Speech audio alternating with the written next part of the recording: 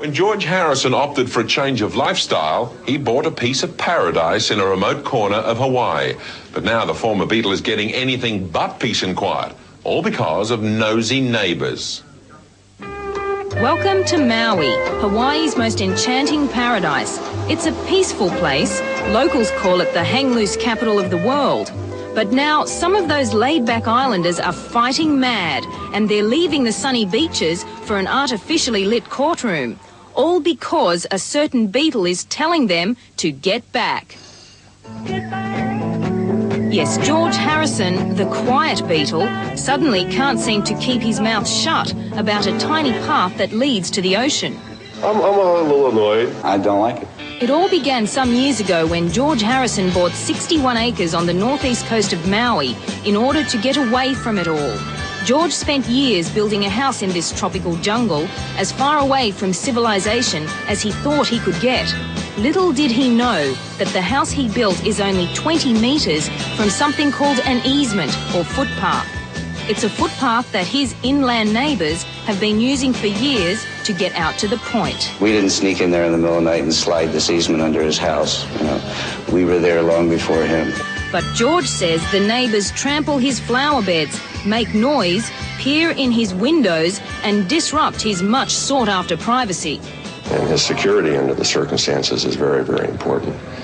His best friend, John Lennon, was shot by a stranger. And the notion that people at any time of the day or night can come walking within 60 feet of his bedroom is just unacceptable. From the path, while you're walking, there's probably 15 or 20 seconds or 30 seconds, something like that you can actually see his house.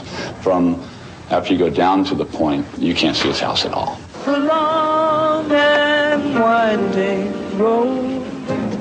There it was, 16 kilometres from the town of Hana, out in the middle of nowhere, George Harrison's property. And you guessed it, spelled out in bold ink, a no trespassing sign and a gate complete with lock and key that blocks access to the best fishing spot on the island. And now George Harrison's neighbours are saying, George, you can't do that. Oh, you can't do that. My position in here is I have a legal right to go to the ocean. And it's a shame, but we have to take him to court to enforce our rights. And so began the long and winding battle inside a courtroom. The neighbours arrive at every court date dressed in aloha t-shirts and thongs. Bill even represents himself. Basically, he just figured we'd never be able to do anything about it, and fortunately, we were able to challenge him. A Maui District Court judge has already decided that Bill and the others were guaranteed a footpath when they bought their property. So now George wants to move it, away from his house, away from the prying eyes of what he calls his nosy neighbours. The problem is the proposed site for George's new path ends in a treacherous 60-metre cliff. The other alternative isn't, I don't know, I'd say viable at all. We can work it out. We can work it out. And so the great battle with the Beatle continues. They're back in court soon, and George says if he doesn't win, he's packing his shorts and sunblock and moving back to foggy old England. And all this publicity was the last thing George Harrison wanted. This whole proceeding is completely antithetical to the reason why he owns his property and why he uses it.